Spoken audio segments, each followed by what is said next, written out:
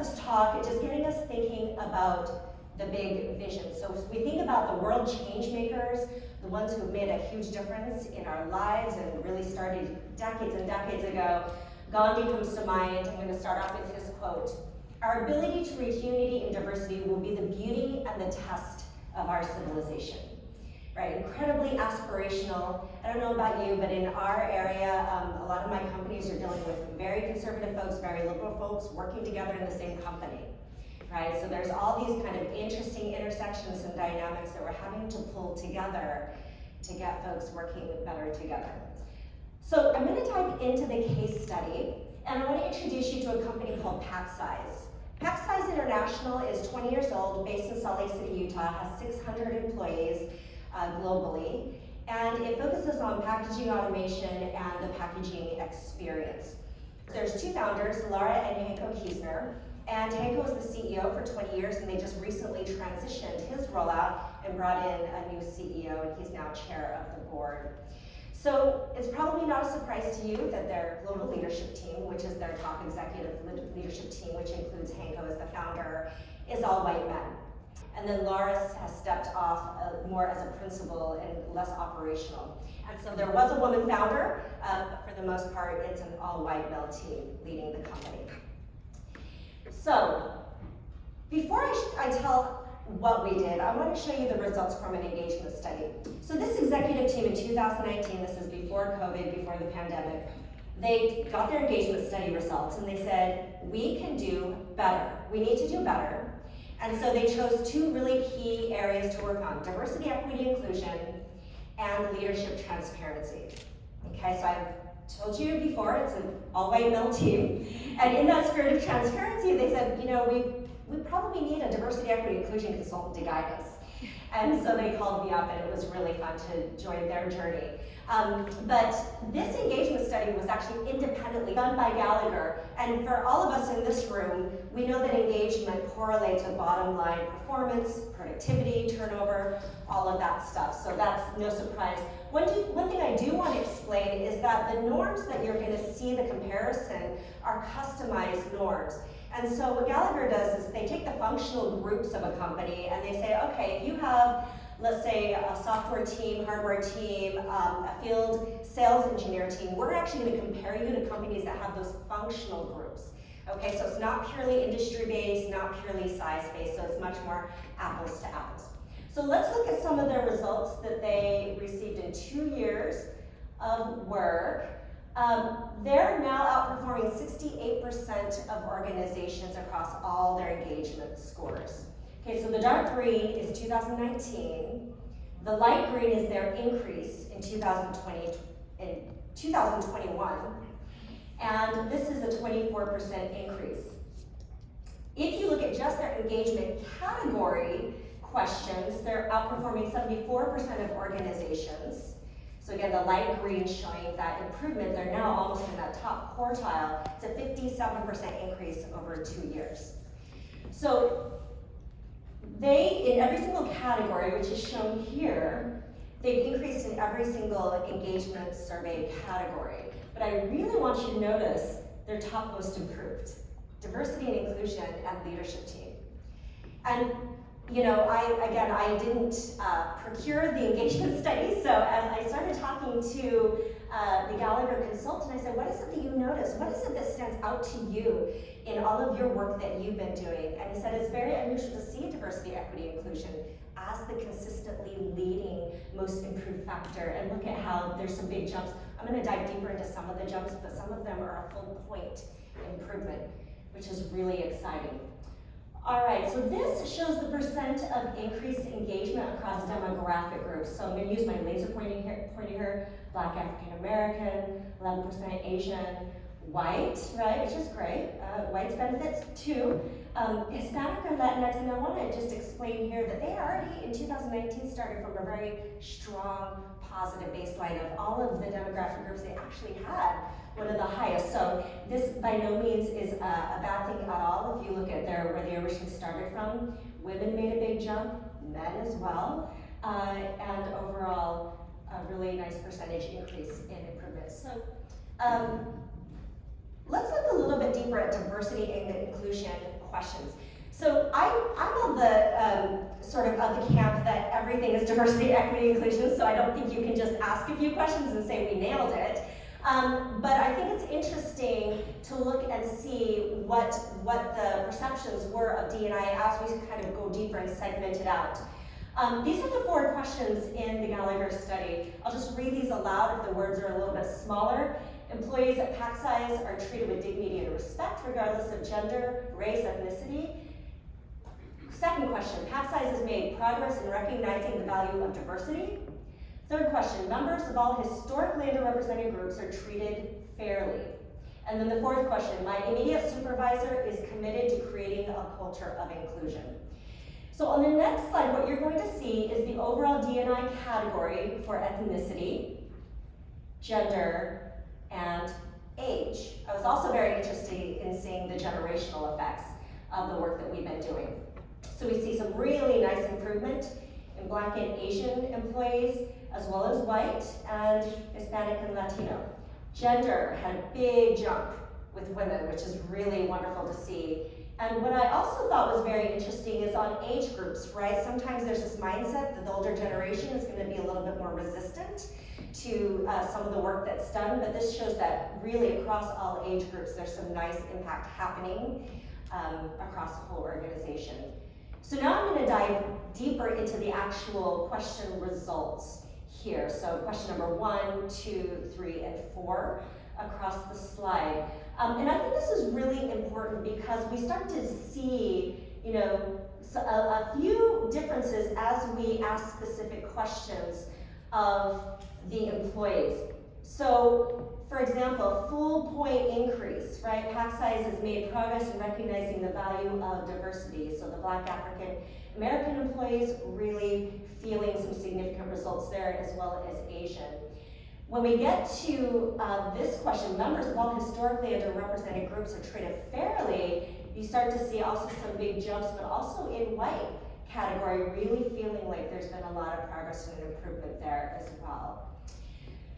Okay, I'm gonna also show you gender and age, just so that you can start to see some of the shifts that have happened within the groups. What's really awesome is to see some almost full point jumps by women in the organization, feeling that pack size has made progress, feeling that they are treating underrepresented groups more fairly. And then also with age, we also see a very similar in questions, especially question 3. And you see, especially with some age groups, you know, our younger generation is so activist, right? And they really are vocal. And so it's nice to see that they are feeling the impacts of this, as well as those in the older group at pack size. So I thought that might be interesting for this particular group. I don't always show it to other folks, but this group, because we're so focused on DE&I, thought it was important to dive a little bit deeper. So when it comes to turnover, they've actually experienced a reverse retention rate compared to the Great Resignation. So their turnover rate is about the same as it was pre-COVID, which is actually really great. We'd all love to have that now, right? And so again, the work that they've been doing correlates with lower turnover. Many more employees feeling that I've not seriously considered leaving for another job. And so the work of the leadership team is definitely showing through the organization. All right, so a couple of other things outside of the engagement study that I want to share with you that you may be interested in. Rate of hiring has increased for women across the North American business unit and also in leadership. And then we also look at ethnicities, with underrepresented ethnicities also increasing across the North American business unit and in leadership. So this is actually done at the beginning of the year, and since the beginning of the year, they have promoted one woman into the executive GLT team as well as one woman board member. Right, so sometimes we think that these results are going to be very slow, but for this organization, they're just kind of moving along at a really nice clip. All right, so I want to talk about the approach that we took, and I want to compare it to some of the things that we traditionally see within an organization. So I'm going to compare it with what I call the Traditional Dpi Approach, which many of us are familiar with. We hire for diversity, have affinity groups, we do community projects to impact our communities, D&I speakers come in panels or a regular series, maybe book groups, and executive championing. And I don't know about you, but usually if I'm on an executive team, it's the woman that's the executive champion. So I use this, many of us are doing this, and I'm not here to say that this is bad, but what you'll notice that is, because this group has an L&D focus, when you see the transformational DEI approach, you'll start to see how it's much more integrated into the business, the strategy, and the work of L&D. And so that's why I'm distinguishing between some of the work that doesn't always cross over into strategy and L&D. Okay, so this is what PacSize did. We started with an aligned executive team. So the vision statement I shared with you, it took them a little while to craft that. I said, Sara Jones isn't going to write you a vision statement, you're going to write it. And I want you to write something that you can all get behind, right? And so they spent some time really, talking, discussing, understanding each other to really create that together. Then they went into leadership skills building to actualize their vision statement. They measured their behavior shifts, and they also worked on some innovative experiences in their organization. Their visions really aligned to their values, which, if I remember right, are curiosity, sustainability, creativity, and innovation. So you see that their values really show up in that vision statement. I'm going to add some details of what PacSize ended up doing here. I know it's small. The point isn't to really copy what they're doing necessarily, but what I'm illustrating here is the purple is where I was more active in working with them as a DEI consultant. The green is work that the organization independently did. And what you see here is you start to see this wonderful increased capacity, right? Because I'm all of the philosophy that I'm trying to put myself out of a job. And if I can do that, that's great, right? And then I'll show you another more enterprise version a little bit later on, but it starts to show the work and how it starts to be integrated through all of the work that they're doing. Now, and we'll come back to this later, but I want to talk about what was their mindset, what were some of the challenges, and then how might this apply to an enterprise situation, because I know so many of you are working with really large organizations. You're like, it would be really nice if I only had 600 people to have to impact, and so I'm going to leave you with some ideas on how you might do that. Okay, so I've been doing some research study with a company called OC Tanner. They're based in Salt Lake City, Utah. They're about 100 years old, and they were started as an award recognition company, but they've also now built into really of a culture research company. So they've got an institute with some PhD folks, and I was telling them about this case study, and I said, I'd love to collaborate with you to really understand, can we measure or put some numbers to this effect that we're seeing here at PacSize. So they are able to survey a few million people, which is pretty awesome, and they measured when your leadership team is committed and when they're authentic, okay? And we know in this group that there's many ways that you can measure this. So engagement being one, so the engagement study I shared with you is one. Belonging, so OC Tanner has their own belonging indices, inclusion indices, and great work, which is really more of the actual work product and what it takes to create great work versus good work. And so they measured this and they said, okay, if you have a committed leadership team to DEI and authentic, being separate ideas, you can actually increase your probability of getting engagement, belonging, and great work by these factors, which is pretty great, right? So a lot of us are telling our leadership teams, be committed, be authentic. Okay, we can actually increase these probabilities.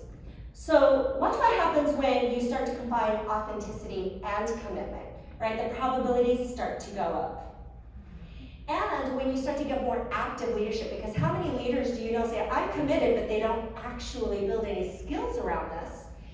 So when we look at things that are more modern leadership, like our ability to have discussion comfort, right? Around topics, for example, like mental health and wellness.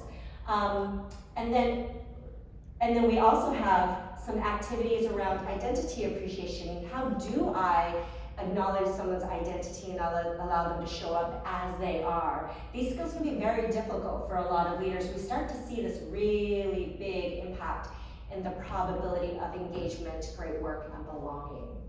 So it's really exciting to see when you can encourage leaders to get more active in this process, which you can imagine includes a lot of learning and development in it. Okay, the really exciting thing, so we started this talk on unity. So they actually measured unity. And I want to just share that this is harder, right? Unity is harder, and so it's not that you're failing if you can't get there, but what's really exciting is you can increase your odds of everything that we just saw. You increase your odds of engagement by 493%, belonging by 408%, great work by 241%, right? And the numbers just keep going. If you're using NPS, your employees being promoted of your company, 310%. And retention, wanting to stay with your current employer in a year, 332%. Okay, so I think that's the effect that we're seeing with this leadership team. And let's talk about some of the challenges. I will say that this leadership team was a joy to work with, and it's not that they knew everything when I entered the room, but it's not very often that you get an opportunity as a consultant or an executive within an organization and you have all of the leaders willing to learn. I mean, that is pretty amazing. And so I felt, for one of the first times in my career, that I had this blank canvas to work with. Okay, let's roll up our sleeves, let's get to work. That's always so exciting. But it wasn't like always easy, and I don't want to pretend that it just happened. It was a very intentional journey that the founders decided to take with their global leadership team. And so I have a couple of quotes here that I think are really instructive and really help you see the level of self-awareness that already existed in the leadership team, because I didn't make them self-aware. They came prepared with this wonderful mindset and skills. So Laura says, what I've learned is it really starts with you as an individual. You can't tell your team to do something and try to be genuine and authentic about it if you don't go through that time of self-reflection, individual growth, and learning to believe in what you're doing. You have to do this yourself to help others improve or change their way of being. So leading by example. And then Hanko, I was able to spend more executive sessions with Hanko because he was the CEO at the time, and just really do some deep dives with him as he was taking his team along this journey. He says, I would not say that we're done with it. I think this is a journey. I still have a lot of homework, and quite frankly, this isn't really easy. I think it sounds easy now when we're having this conversation, but there are areas where I'm not moving fast enough because of the inertia of the existing systems. As a global company, D&I is a complex and long-term undertaking. And so that self-awareness and realizing, like, I would really like to move faster, the commitment's there, right? But he understands it's his role as the CEO to help try to get all these moving parts going in the same direction. So when's your leadership team ready? When is your whatever group ready to take this journey? There's a few things that I noticed as I worked with this team, because I was like, wow, it's a little bit easier to have these conversations with this team than maybe some other groups that I have been working with. I found that there was this high trust that already existed on this team. They were able to be vulnerable with each other in a way that I think isn't always available to leadership teams that was already there. They also had a mutual desire to learn and grow together. So there wasn't like, the secret dark horse resistant person that just won't say anything in the room. And sometimes I do have that. And this willingness, right? Just that desire. They didn't expect to be perfect, but they knew that they could learn together and that they would be given the grace to learn together. Okay, and so I go deeper into this team and a few other organizations that I've worked with, just in how do you help to close this authenticity gap that can sometimes sit there. So I do go deeper into pack size mindset. One thing that as you're thinking about in your organizations, this organization focused on sustainability for 20 years. So the idea of long-term investment was already understood by them. So when I come along and say, hey, diversity, equity, inclusion, you're not going to get a payoff in 1 month, maybe not 6 months, right? That idea was very normal to them, and so they were able to embrace it pretty easily.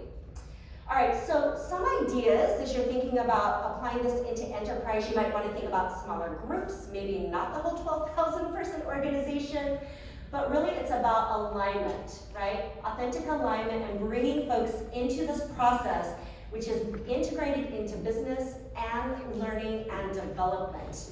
And so there's an intended L&D outcome with each of these areas where it's very intentional, right? We're not just doing it to do it, and the outcomes are very intentional. So that's why the pack size case study ties action planning to intentional results.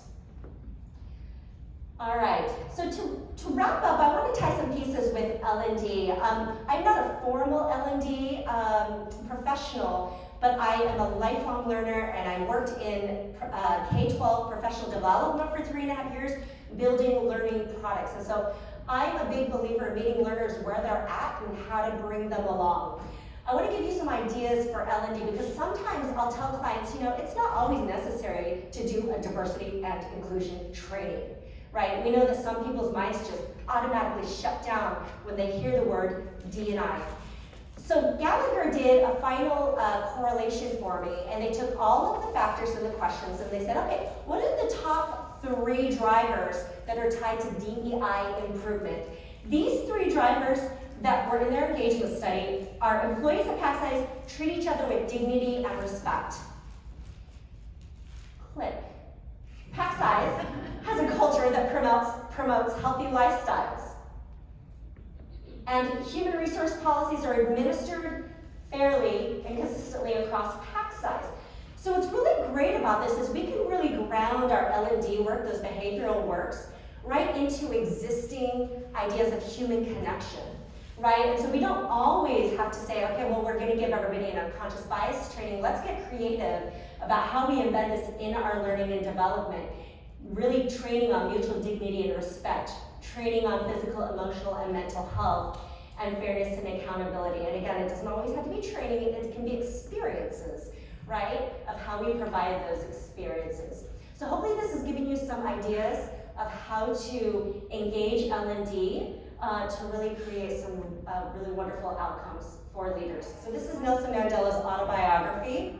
And we know Nelson Mandela's worked with 70 years. So some of you, right, you might be like, oh my gosh, when is my organization ever going to shift? Just remember, it's a journey. And so we have these custom made, gotten messages from clients. This is on my dining room table or in my office, and it's been a wonderful way to open up conversations. So thank you. I hope you're all enjoying the journey and the conference today. Thanks for having me.